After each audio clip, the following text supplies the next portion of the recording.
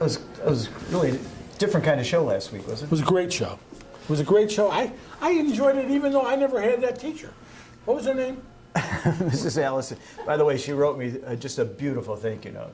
I should have brought it in to read. Maybe next week I'll bring it in to read. Does it any way, do you feel guilty that she wrote it to you, Owen?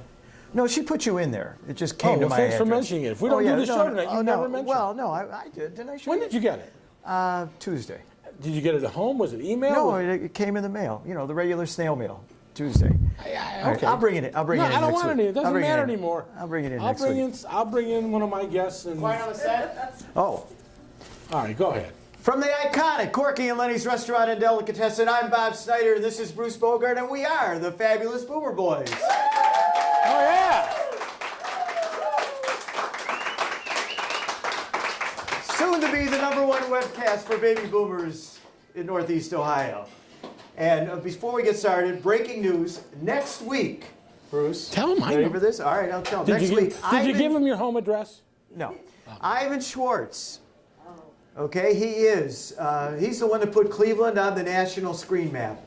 He is the, I've got to make sure I say this title right, he's the president of the Greater Cleveland Film Commission. And Bruce, you know what that means? Yeah, I know. Tell them, I know. Oh, okay. Well, what he does is he's in charge of helping to raise funds and also to bring movie productions to Cleveland. For example, The Avengers. Most of you remember we had Robin Swoboda on. She had a part in The Avengers when it was filmed here. Well, Ivan was very instrumental in bringing that production crew here. And there's been another of other movies he's brought. And of course, we have him on the timely show. We are right before the Academy Awards. And you know, so he'll be here. By way of example, we had on the writer of the movie about Danny Green. Right. Okay. They didn't film that in Cleveland. Because that was Danny before, Green, it was before Ivan Schwartz was Schwartz. bringing all that money in. When they did Major League, a great baseball movie about the Cleveland Indians. They filmed it, I think, in Milwaukee. Right. You know, so we'll have him here next week anyway. So that's our breaking news for tonight. And I think we've got a guest tonight that has got more stories than China has rice. So You can't say that anymore. Oh, not anymore. You cannot say that. Okay. See if you can cut that bit out about just right. like blank has rice. Okay, all right. Well, anyway, she's. I'm going to give a quick introduction because she's got too many things she's done over the years, and we'd take all night to tell you about that. But we have with us tonight Terry Moir, and she is currently the executive producer. Well, I guess the exact title is Director of Integrative Marketing and Local Programming at Channel 3. And a lot of you know her from being the executive producer of The Morning Exchange and Live on 5. And she's decided to come here and be with us tonight. So please give a big welcome to Terry Moir.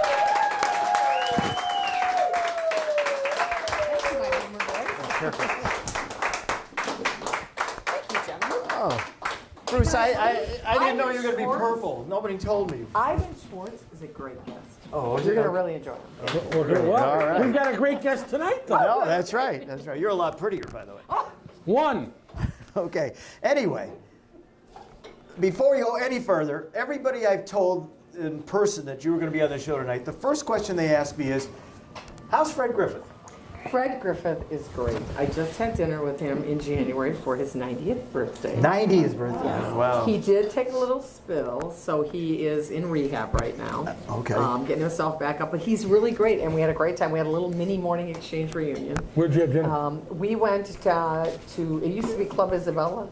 Oh, down down in- Little. Yeah. Down right- Okay. right on the Case Western Reserve campus. It's a beautiful, it's called L'Arbitrage now. Yeah, which is, of course, Zach Brule, who was one of our guests. And, you know, we should mention that when you did the different shows, we've had some of your guests. Yes, absolutely. People that worked for you have Yep. been our guests. Robin Swoboda, Yep. Jan Love her. Jones, Love her. right? And I think Lori Vick. I don't know if Yep, love her too. all have been on it. So it's so good to have you on it with us. Bruce, do you remember where we originally met Lori? Morning exchange. Right, but do you... Remember? Right, but how did we... Is what that happened wrong? on I that thought show? I got the answer right. Right, you did. It's for a change. It You was got that right. 1993. It was 1993, was it not? I Well, don't was. remember that many years The ago. answer You is say yes. that- yes. Okay, the answer is and yes. I think it was it Channel 5? Yes. Well, Lori morning. Vick worked primarily at Channel 8. Yeah, no, but we were on your program, Yes. the Morning Exchange, Which was, with I Terry think, I Moir. picture like 30th and something. Yeah, 30th and Euclid. Yeah. 30th in Euclid, and With Stewart. before we started our show on WHK Radio, and we Right. got a chance to meet Fred Griffith, And the co-host at that time. Would have been Connie Deacon. No, it was no. There was someone else. Lee Jordan. Lee Jordan. Right. So many guests. Many co-hosts. We had Lee Jordan, and I remember we were so good they let us on a second segment. Usually they cut you off. No, And it was so nice of you, and it was thanks to the fact that we had a mutual friend, Lisa Ehrman. Yes, And absolutely. you got us on there. And we were really happy to see they didn't fire you after we were the guests. Right? But When we did the morning exchange, we did 50 segments a week. There were 3 producers. So you were hurting for guests. 3 producers, 1 intern, no help. So we literally would book 50 segments a week. We would have contests to see who could book the most guests in a day. So we would look far and wide. I would literally go to parties and I'd be like this, listening to people to try. And then I'd turn and they'd say, "Would you like to do TV?" Yeah, okay. And so a lot of people got booked from parties that I'd go to. But you felt like we held our own. You absolutely Okay, held your own. Look at you, you're still here. Of course you held your own. That's true. All right. All right, let's get into a little of your history. Okay. Okay, because like Bruce and I, you've pretty much grown up in Cleveland. You were born in Cleveland, Born in right? Cleveland. Same place as Bruce, right? What do you mean? Where were you born? I was born in McDonald House. So was I. Wait, There you go. See? I'm guessing I was born first. Maybe. But she didn't. But she didn't go to Heights or Rush, Bob. No. So where did you Wait a go? second, get ready for All this. right, let's hear this. All right. Take a look. I'm a Beaumont girl. Oh. Would you like to hear the Beaumont song that no one Is ever that where gets you to went? hear? Sure. Would you like to hear the I would like to hear it. I'd like to hear. This is Yeah. the Beaumont. This is the not official Beaumont song. Okay. You ready? Right. I am a Beaumont girl, so pity me. There's not a boy in the vicinity, and every day at 4 they lock the door. I don't know why the hell my parents sent me for, but when my Beaumont days are over, Fun. and when they finally set me free, I'm gonna smoke and drink and act like it, 'cause I'm a Beaumont girl, you see. Whoa! That's going viral, baby. Oh boy. YouTube, here we come. That's it. We're done, everybody. What a difference from the Regina song. Well, at least the song I used to hear. I have to tell you, my 4 best friends in life are my 4 best friends from Beaumont. Well, Were you can all- you relate to that, Bruce? Were your 4 best friends? From Beaumont? No. No, for Brush. But I have a question. I really have a serious question. Uh-oh. Were you Warning, allowed- warning. When you went to Beaumont, were you allowed to perspire? No. I didn't think so. Now, the second question I have is at the end of that song, people were cheering, and I would like you to repeat the last 2 lines of that song. I'm going to drink and smoke and neck like heck because I'm a Beaumont girl, you see. You hear that song today. I'm serious when I say this. We had a little controversy on our show because of that thing going on with Baby It's Cold Outside. Yeah. Right. You look back on that song, are you offended by it?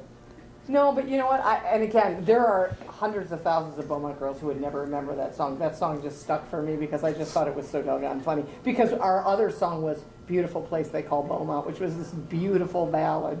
So, We don't- and I'm sure we you could don't wanna hear tell. that, by the way. I was going to say, I'm sure you could tell I was a very reverent Beaumont girl. Yeah, right. Oh, But of you know, we course. can make fun of it all we want. The truth is, you did get a great I had education. a great there, yeah. education, and I met fantastic women. Many of them. And you were said still four- my the life. 4 of you are still Well, best friends. My 4 best friends are my 4 best Did friends. they so stay fun. in town? No, they all live. Well, 2 of them are now in Cleveland. They moved back, but no, they moved on. So it was just a great place to go to school. I grew up in Cleveland Heights, and then my I grew up parents in moved Cleveland to Heights. University Right. Heights. Okay, that's And real. then I drew the short stick in my family. I have 5 brothers and sisters. My dad was a professor at Case at the medical school, and he said, "What do you want to do?" I said, "I don't know." And he said, "Good, you're going to Case." I was like, "No," but I went to Case, and again, got a great education. So it worked out well for me. So really, like Bruce and I, I think that's why we're connecting so well. yeah. Is that, we're Clevelanders Long time from the Clevelanders. beginning, Yep. and Yep. we're here. We stuck it out. Yep. We've had a lot of Love it. good friends. Right. Yeah, stuck it out. But you never thought of leaving, did you? Yeah, I did. Oh, I Sure. never Well, don't did. you remember? Okay. I lived in New York for 6 months. So, It was 82. well, but that was the time. That's when I decided I 72. want. That's when I'm I sorry to decided I interrupt, was but- coming here. Very rarely will Bob give me attention. So Go ahead, Bob. All right. No. Well, anyway, besides being able to talk about Beaumont, all right, and you did do the morning exchange. Right. That was like the forerunner to Good Morning America. Correct. Right. I mean that. Yes. a lot of people don't realize When I it. was doing the Morning Exchange, Good Morning America came to Cleveland in 1986 to do their show live from the top of City Hall. And I picked David Hartman up at the airport, and he said, I owe my entire career to Fred Griffin. And so the next morning on the morning, because they did Good Morning America, and then they stayed and did the Morning Exchange with us. And on the Morning Exchange, he said to the audience, I want you to know that my entire career I owe to this guy because I looked like when Woody, what's blanking Woody's last name? He did the Mike Douglas show, Woody Frazier. And so Woody Frazier came to Cleveland and he sat in the Morning Exchange studios for like 3 weeks. And then he went back to New York and he said, there's this great guy and he'd be wonderful on this show. He's got this great. And they said to him, you know what? Nobody's going to know who he is. Go out and find an actor who looks like him, sounds like him, and acts like him. And that's David Hartman. Wow. Okay, another scoop our listeners get to hear. It was really cool. Okay, but besides the Morning Exchange and Live on 5, you also worked with some people that baby boomers certainly know. Dorothy Fuldheim, Nev Chandler. Yeah. You got to have a Dorothy Fuldheim story. So Nev Chandler, the reason I ended up working, I knew Nev Chandler because I have the distinction, I worked at Case Western Reserve for a couple of years after I graduated. Okay. And I was the first female sports director in the university's history. Cool, very cool. Now, I didn't know a lot about sports when they gave me the job, but I thought, what the heck, you know, but I hope the millennials are listening to this. I will say, and this definitely plays to some things that are very current now, I could not get anyone to return my call at the Plain Dealer, at the Cleveland Press. Nev Chandler not only took all my calls, he would come out and do stories for me. He was the weekend sports anchor, and I'm telling you, he is a prince of a guy. And so then when I went to Channel 5, and I ended up working with Nev, and when I was the executive producer of Live on 5, I also produced a ton of the other shows. So I produced the 6 o'clock news, the 11 o'clock news, so I had a chance to they work you pretty hard. Yeah. People don't realize, they see a show that's on for 2 hours. Right. We know when we were on Live on Lakeside. Yeah. For those of you who missed it, you can probably get it on your website, yes, right? Absolutely. If those of you who missed it, Bob will get you a copy and deliver it personally. Okay. But anyway, we were pretty good guests on that show. You were excellent. Okay. Well, anyway, when you did that, you don't just work the couple of hours that it's on the air. That's the easy time. That's when you sit back and watch. The thing about Nev that was so fun was that Nev Chandler would arrive in the parking lot. They were all supposed to be in there by about 3 o'clock. Most people who do 6 and 11 o'clock newscasts, they would get there at 3 and they would stay till 11:30 or 12. Right. So, but Nev Chandler, it would take him probably anywhere between, he'd actually get there at 2, because it would take Nev Chandler almost an hour to get into the building and at his desk. Because everybody wanted to talk sports with Nev. Everywhere he'd go, somebody would stop him and he'd say, somebody taught me stuff. Yeah, so he really, and Dorothy Fuldheim actually fired me my first day at Channel 5. Wow. Now, there you go again. There's a woman, it's hard enough to get a job as a woman. Do you think a woman would fire you? No, but Morning Exchange, right after the Morning Exchange was over at 10. We had guests who would come in, and then they were going to do an interview with Dorothy at 10:30. So you had the Morning Exchange producer had to drop the guest off to Dorothy's office at exactly 10:30. And at exactly 10:30, she would sit at her desk, and she was about this tall, so her head would be way down here. And she would say, and you'd say, Miss Fuldheim, this is so-and-so. And she would say, very nice to meet you. Now tell me, what is it that you do? Well, no, she's had their biography. She knows exactly what they do. But that's how she would start the process. And so my very first day at Channel 5, they said, hey, will you drop this guest off at Dorothy's office? And I was like, yeah. And they said, all you have to do is make sure you say, like, Miss Fuldheim, this is, and whoever the author was. And she was very formal then. Very formal. Okay. And so I went to the door, and she slammed her hands on her desk, and she said, what's your name? And I didn't even get a chance to say Miss Fuldheim. And I said, Terry Moir. And she said, what do you do? And I said, I'm a Morning Exchange producer. And she said, no, you're not. This is your last day. And I was like, excuse me? And she said, it is 10:32. You know that at 10:30 you drop. And I was like, oh my God. So I went back to the morning. I dropped the guest off. I went back to the Morning Exchange, of course, started to cry. And Carol Story, who was the producer, who I'm still friendly with and who I adore, Carol Story said to me, I'll sit down. She'll fire you 2 times a week. And I was like, what? She goes, she'll fire you. So as time went on, because now remember, I worked newscasts and stuff like that. I wooed Dorothy to be my friend. And you always knew if Dorothy was your friend. Dorothy had 3 desk drawers. In the top drawer was the cheap chocolate. In the middle drawer was the okay chocolate. And in the bottom drawer was the really good chocolate. Oh, okay. So the big thing in your life was, could you score her opening the 3rd drawer? So as time went on, then they were doing a live birthday. The National Council of Jewish Women was doing a live birthday special for Dorothy's 91st birthday. And I got tapped to be the producer of the show. And we were doing something, like nowadays you look at all the live shots and stuff and you kind of laugh about this, but we were doing something that had never been tried before, which was we were going from a hotel in downtown Cleveland. We were satelliting up the ceremony, satelliting it into the station, and I was actually producing it and cutting it live while it was coming in. Which was big stuff then. Which was very good Yeah. stuff. No one had tried to That's do like an this. everyday thing now. Right. But so then what I had done was before that, I had gone through, I had 81 tapes of Dorothy's stuff. So I went through these tapes and I cut packages of stuff together for her. So I cut Dorothy as Dorothy is outgoing, and we cut all these funny things of Dorothy. Right. Dorothy is funny, and we cut all these funny things of Dorothy. So what I would do is I would take a couple minutes of it, and then I would drop a package in and take them, because it was like a 90-minute special. So I was kind of cutting and dropping packages in. Well, she really loved it. Oh, thank God. So that Monday, she called me into her office, and she opened the third drawer. The third one. But then, sadly, a couple months later, I was walking down the hall with her, and Dorothy wore long evening dresses to do the news. Oh, yeah, she was formal. I mean, those days you were a lot of, She wore long dresses. Right. And so we were walking down the hall, and I was complaining about some guy I was going out with, and she said, "My dear, I know exactly how you feel." And I stopped now with her, and I said, "Dorothy, you're 91. There are all these 70-year-old guys who would kill to go out with you." And I said, "Dorothy, May December relationships are very popular right now." And she put her hands on her hips and she said, "My dear, I like older men, and there are very few of those around." And that was, ironically, the last conversation I had with her. Oh, really? Oh, that's 4 sweet. days Very later, sweet story. 4 days later, while she was interviewing Ronald Reagan on the air, live on the air, she had a stroke. Oh, wow. And the director, who was a director that I worked with a great deal. So the thing is, everyone at Channel 5 behind her back, and she knew it, called her mother. So everyone called her mother. This director, who had been at the station since the day the station went on the air, his nickname was Dad. So they were Dad and Mother. So Dad was actually directing this interview with Ronald Reagan.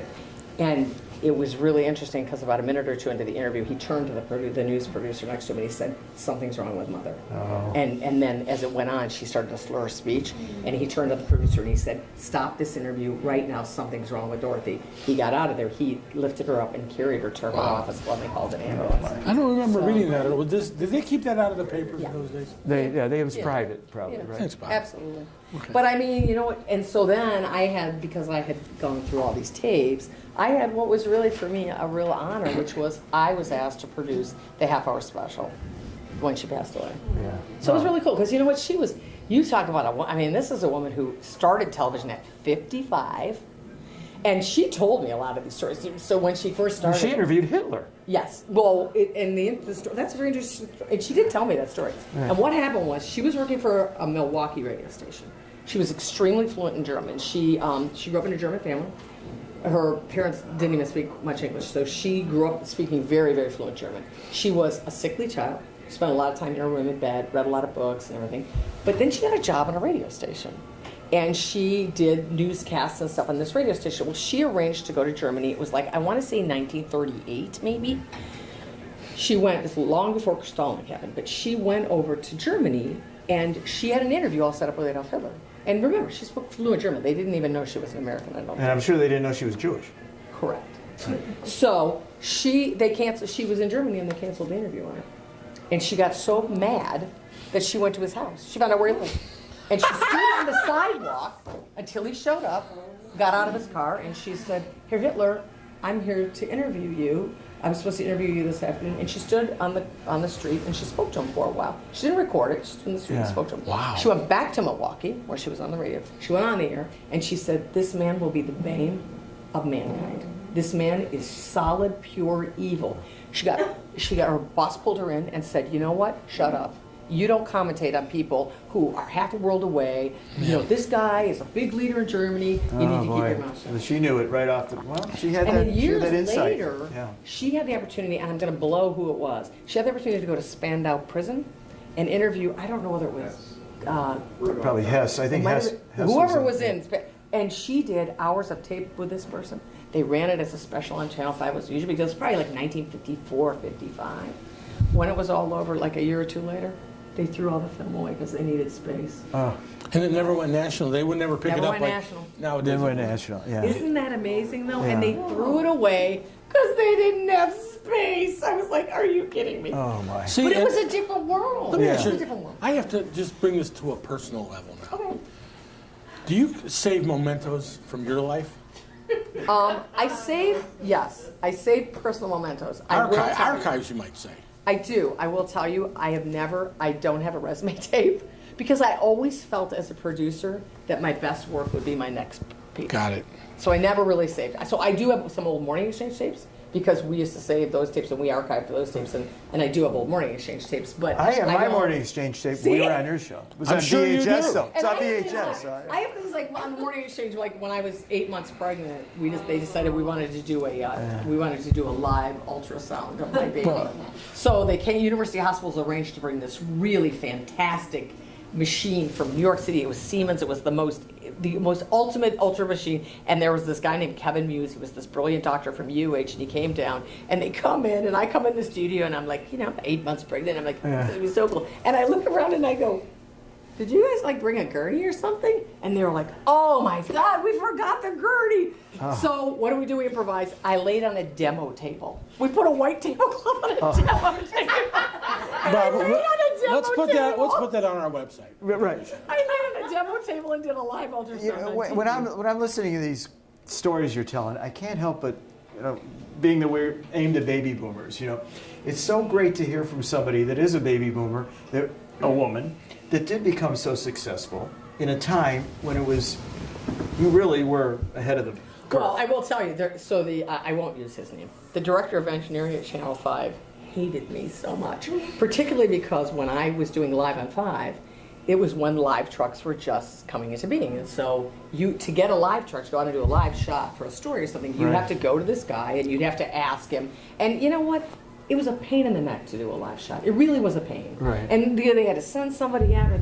So I very quickly realized what was going on. So what I do is I would go to the engineers, because I was friends with everybody. I'd go to the engineers and I'd say, hey, will you check for me and see if I can get a live shot from 36th and Euclid? But it would always be someplace really difficult. Yeah. Can you see if you can give me a live shot from Blossom Music Center? So then I'd go to this guy and I'd say, hey, I'm going to do a live shot on Live on 5 on Thursday. I'm going to do it from Blossom Music Center. He'd go, oh, we can't get a shot from Blossom Music Center. And I'd say, no, we can. And he'd say, no, we really can't. I'm sorry, you're not doing the live shot. And I'd say to him, no, I sent Malcolm out and I can get the live shot. And he'd say, well, you know what? You're not getting the live shot because I didn't say you're getting the live shot. So then I said to him, do you want me to go to the general manager and tell him you're not letting me do my job and that we're not going to be the #1 station in town because you're not? So I won every time. And it became almost a game for me because I was like, you do not get to defeat me. So how do you relate today, some of these stories, to what you see going on? Oh, you want to answer that question? Oh no, I don't want to answer it, but oh. I read the Olszewski book, and how we relate it to today. I think I know. I skim. I can't read. I get bored. But tell a story if you're considered telling the story about your first interview with Joel Rose. I will tell you that, but let me tell you the other story because it really is more related. We may go a little long. Is that okay with the audience? Okay, all right. The story that answers your question is this. In 1988, I was the executive. I came back and was the executive producer of the Morning Exchange, and a male producer was leaving, and I wanted to promote a young woman who was absolutely equally as talented as he was, equally experienced as he was, and the general manager wanted me to pay her less. And I went downstairs to the then general sales manager, a woman named Jane Sherwin, who lives in Cleveland today, and I sat in Jane's office and I was like, I don't know what to do. And she said to me, you know exactly what to do. Now you go and you do it. So I went back upstairs to the general manager's office and I said, I need to see the general manager. And I went in and I looked right at him and I said, I've decided that if you don't give me equal money for Janet, then I'm going to quit my job and I'm going to tell everyone why I'm quitting my job. I'm quitting my job because you will not pay a woman equal to a man. And he got the color of your sweater. He got beat red and he stood up, he slammed his hands on his ass and he said, are you threatening me? And I said, no, sir, I would never do that. I'm promising you. If you do not let me pay her what I paid Phil, then I'm going to quit my job and tell everybody. And he got really mad. He leaned forward. And he was almost spitting. He was so mad. And he said to me, it was $500. He said, you'll get your $500, but you ever threaten me again, you will not work in this business. So I stood up and I said, thank you so much. And you'll never have to threaten me again because you'll never pay a woman less than a man. And I walked out.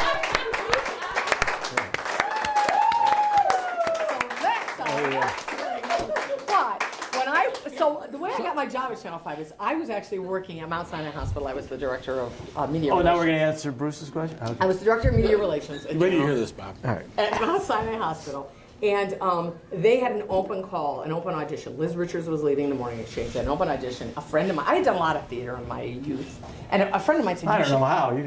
That's not very animated. But, a friend of mine said, you should try out for this. And I thought, you know what? So I sent my resume in, and I got a call. And I went down on a Saturday. And there were 50 women. They were sitting in rows, 5 rows of 10 each. 50 women wanted 50 that women. job. Oh, there was more. Now the truth is, though, they were going to hire a woman. Yes. Right? Definitely. Okay. Yeah. So there were 50 women. So I walk in, and everyone was either blonde or brunette. There was no redheads. I was wearing my little blue suit. Now, what I had done, though, well, I'll tell that part of it later. So I was sitting in my little chair, and one by one, they're calling you in. And you go into the studio, and the studio is dark, except for the set. So the set's lit. And you either interviewed with Fred Griffith or Joel Rose. But when you sat down and you looked out, all these lights were on your eyes, but you could see there were people out there, and they were sitting like at a long table. So you knew that was like the judges. And so I got up there and I sat down, and you know, Joel Rose started to, so it was Joel. So Joel started asking me questions and everything, and then he says to me, so, do you have a boyfriend? And I said, not right now. And he goes, if you had a boyfriend, would you be having sex with him right now? And I was like, how am I supposed to answer this question? So I started laughing because I didn't know what else to say. Right. And so the interview finished, and I walked off, and they had me do a commercial, and I stumbled through this commercial, and I walked off, and I left, and I drove my little Chevy Chevette to my mom's house. I was wearing a blue suit, a nice blue suit that I owned, but I'd gone out and I bought a new white blouse. So I'm in my mom's house and I'm like, it couldn't have gone worse. It couldn't have been worse. I just made a jerk out of myself. It couldn't have. And I looked up and all the tags were still on my sleeve. Oh my God. And I realized in that Mini moment, Pearl. it could have been much worse. Oh, right. If those tags had come down while Joel Rose was there, I would have been a goner. Yeah. So I went home. I got my little typewriter out and I typed a letter to the producers of the show. And I equated the experience to trying to try out for Miss America with the judges, everything. And I told this whole story. And then I told the punchline of going to my mom's house and seeing the tags. Right. I got called back. And I got called back until it became down between me and Jan Jones. Between you and Jan Jones. It was a 6-month process. But Jan Jones had done a lot of commercial work, was very well known. She was a channel 8 at the time. Right. So what happened was in those 6 months, I found out what producers did. And I thought what producers did was way more interesting than what the talent did. The producers booked all the guests.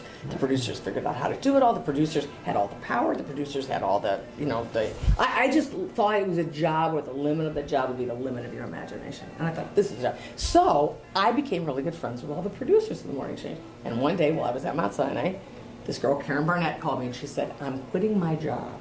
Wait 5 minutes, call Jane Temple and tell her you want my job. Well, whatever you do, when she says to you, how did you find out Karen was quitting? Just say to her, Jane, a good producer never gives up their sources. So I waited 5 minutes, I called Jane Temple, I said exactly what Karen Burnett, and Jane said, can you come down and see me today? I went down and see her, and they gave me the job. And the rest is history. All right. We've got to give a bit of a plug to the show that Bruce and I were on. Yes. Live on Lakeside. Lakeside. Okay, because that's the current show. That is the current show. Okay. And, all right, so let me ask you this. How do you find the people to put on there? For example, the host. Is that your job to, let's say who's on there? Holly Strano, right?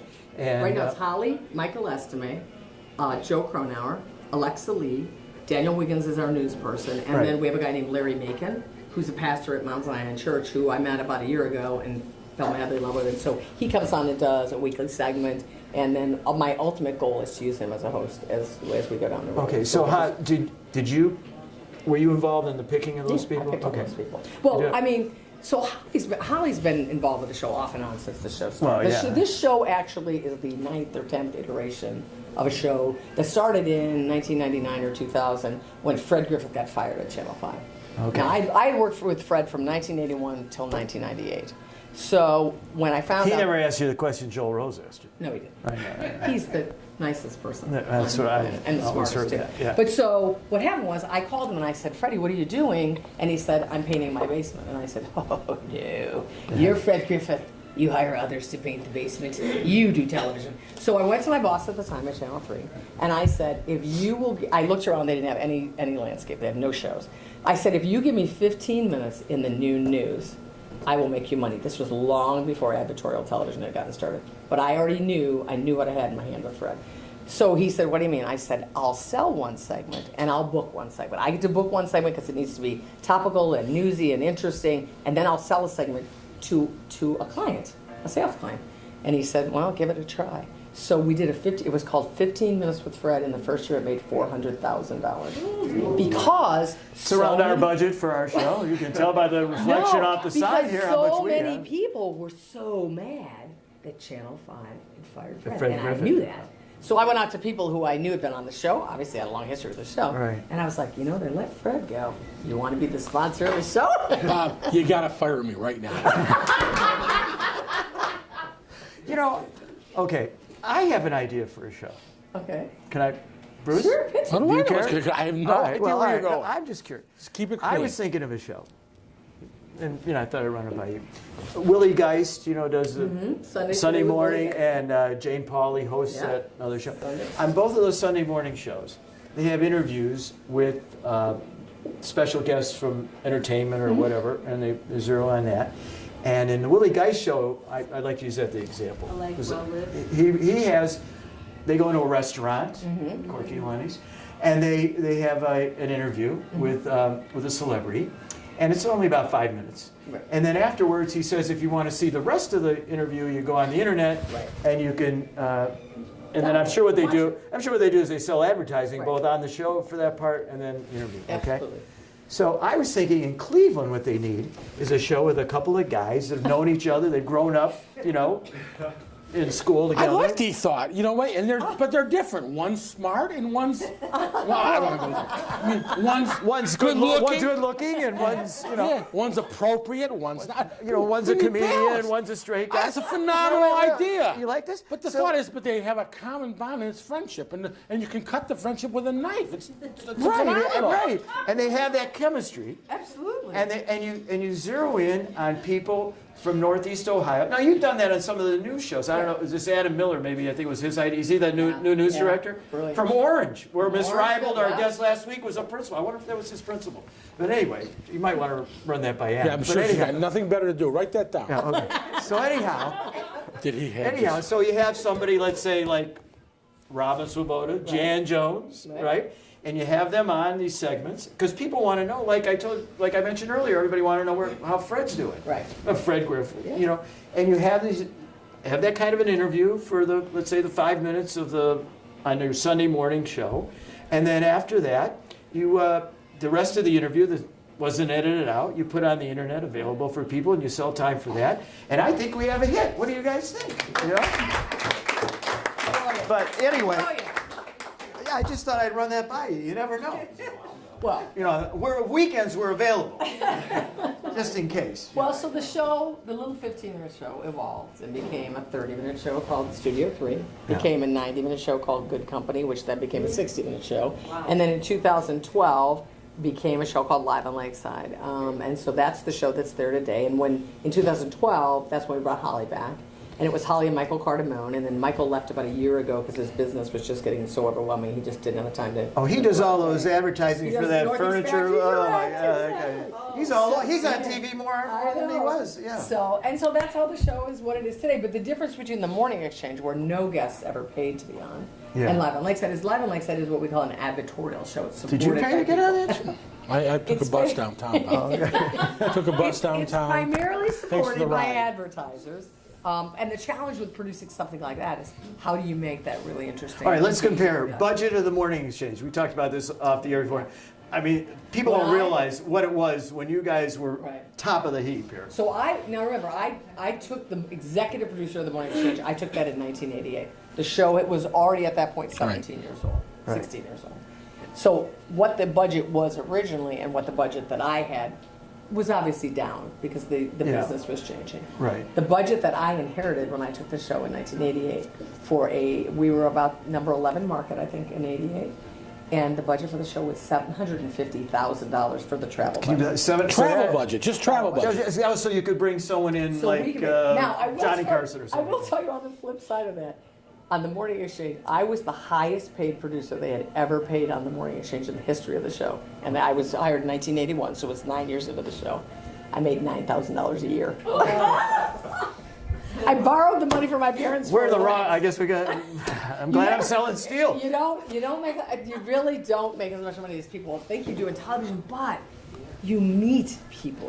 I've been sat in a speaker's seat. Who's the in Congress. most powerful person you ever met? Other than this show. I don't know about powerful. Okay, I've met politicians, I've met presidents, Who's the biggest disappointment?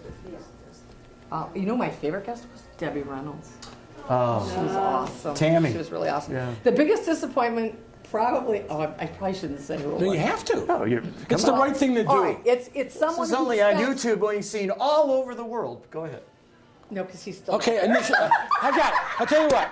He Give was us the an initials. extreme- The initials. He was an extremely popular football player, quarterback, think New York.